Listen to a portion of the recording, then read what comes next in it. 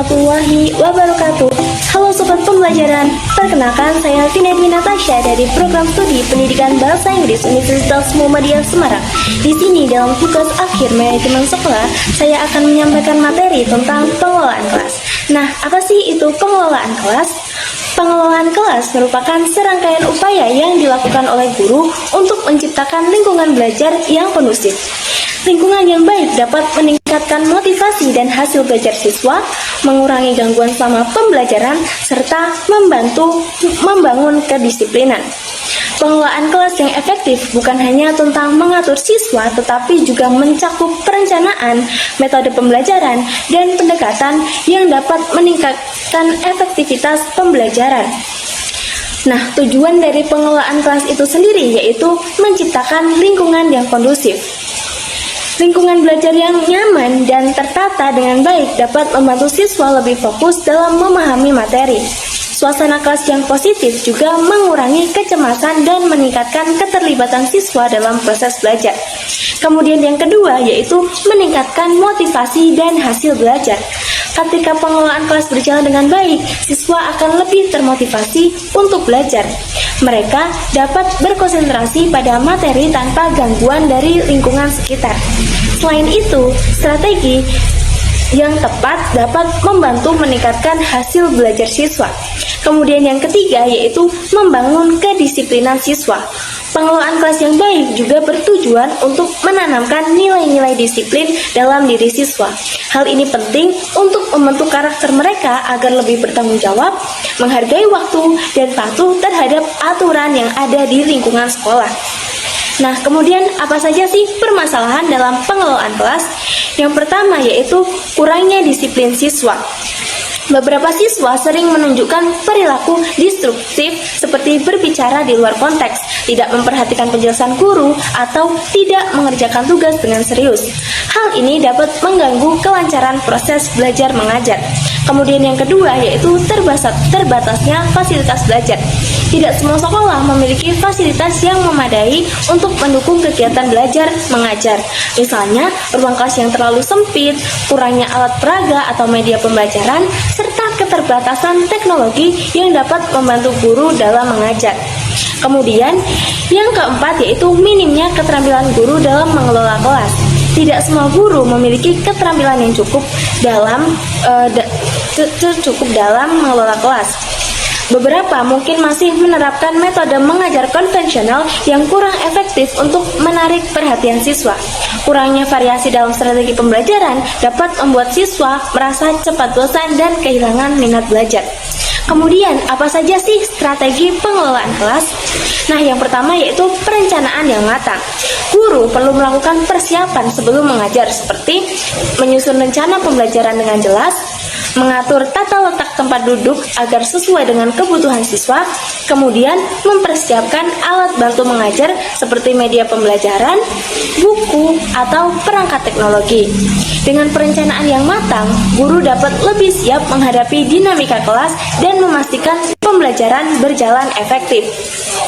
Kemudian, adapun yang kedua yaitu menerapkan disiplin secara konsisten. Guru harus menerapkan aturan kelas yang jelas sejak awal dan menerapkannya secara konsisten. Contohnya, siswa harus datang tepat waktu, tidak boleh berbicara saat guru atau teman sedang berbicara. Harus mengumpulkan tugas sesuai deadline yang ditentukan.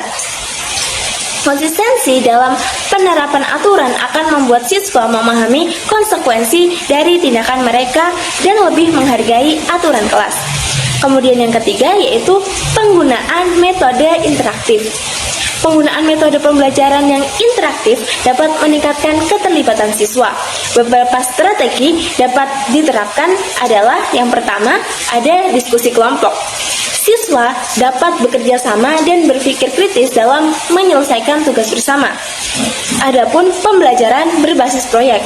Nah, dalam hal ini siswa diberikan tantangan untuk menyelesaikan suatu proyek yang berkaitan dengan materi. Nah, adapun pemanfaatan teknologi, guru juga dapat menggunakan video, simulasi interaktif, atau aplikasi edukasi untuk membuat pembelajaran lebih menarik. Kemudian yang keempat ada pemberian penguatan positif, yaitu memberikan apresiasi kepada siswa yang menunjukkan perilaku baik atau mencapai prestasi tertentu yang dapat memotivasi mereka. Nah, hal ini dapat berupa pujian secara langsung, kemudian ada pemberian reward kecil seperti stiker, sertifikat, atau penghargaan khusus, kemudian menyampaikan progres belajar kepada orang tua sebagai bentuk apresiasi. Dengan adanya penguatan positif, siswa akan lebih termotivasi untuk mempertahankan atau meningkatkan perilaku baik mereka. Kemudian apa saja sih rekomendasi untuk sekolah dan guru? Yang pertama, ada manajemen pengelolaan sekolah.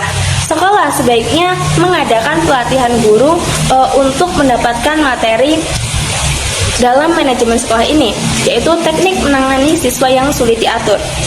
Nah, kemudian ada strategi pembelajaran berbasis teknologi. Cara membangun komunikasi efektif dengan siswa dengan pelatihan yang tepat, guru dapat lebih siap menghadapi tantangan dalam mengelola kelas.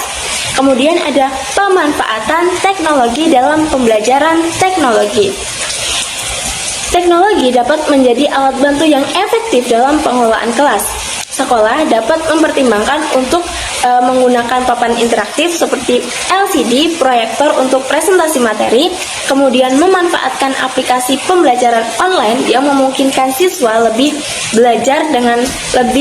belajar dengan fleksibel, kemudian menggunakan grup diskusi daring untuk meningkatkan interaksi antara guru dan siswa di luar jam pelajaran.